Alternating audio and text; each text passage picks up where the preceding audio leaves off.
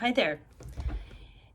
It's me, Mrs. Nelson from Santa Rosa, California, and I've had a lot of people asking me about how I could possibly teach kindergarten virtually. Um, and so I thought I would just share a little bit with you today about what I've been doing and how it's going. Um, Kindergarten is so hands-on and it's so personal. The relationship between the teacher and the students, it's really kind of a challenge.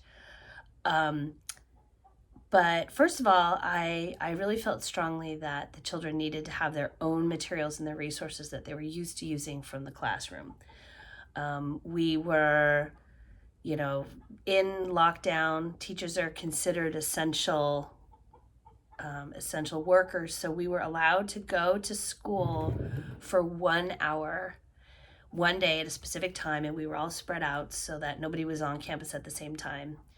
The rooms had been cleaned, but we were allowed to go in and just get whatever materials that we needed to teach at home.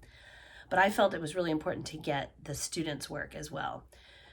So I went into all of their desks and got all of their workbooks and all of their materials and resources and brought everything home.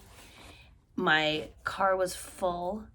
I especially felt it was important that the kids had their reading materials. They have little books that they read that are their books to keep, that are consumable books. So, without that, I felt like I could continue what I was doing virtually if they had the materials that they were used to and they had books to read. Um, Brought them home. We staged like a whole triage tent out in my driveway, put up an easy up. I had two big tables out there, organized all the materials, packed everything up, disinfected stuff as best we could. Um, we figured things were probably pretty okay because they had been in the classroom for almost 2 weeks. Then the only people who had been in there were the cleaning staff. So all the materials that were in the children's drawers probably nobody touched, but we were very careful. Packed everything up, and then I recruited parents. It was so great. I had 6 different parents come and pick everything up with the addresses and deliver them, porch delivery, to all the kids where they lived. So the kids had their materials at hand, and then I have gone into production mode. I turned from my lesson planning being in person to suddenly recording videos. I created a web page. My guest room, which I am not going to be using as a guest room for a while, has turned into a production studio.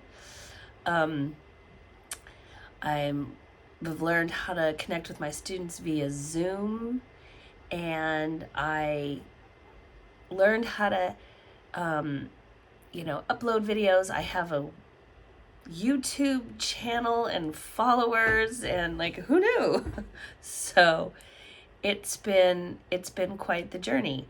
I actually watched a YouTube video yesterday about how to hack YouTube to get some control that I needed to do that I just couldn't figure out, and watched a YouTube video and learned how to do it and went in there into the code and changed stuff. It was pretty exciting. So here is now the virtual kindergarten classroom. Student work. Here's the tripod. Thank God for the tripod. That's been a huge part of my ability to be able to record. I've got 2 computers going so I can Zoom on one and be on the website on the other. I've got all my student materials and all the books that I grabbed that we're going to read in the next month. This used to be the bed, but it's now folded up as a futon. There's my faithful office assistant who regularly snores in the background of my videos. And here's my world. Got my little blackout curtain going there because it needs to be darker when I'm videoing. And that's it. Virtual kindergarten.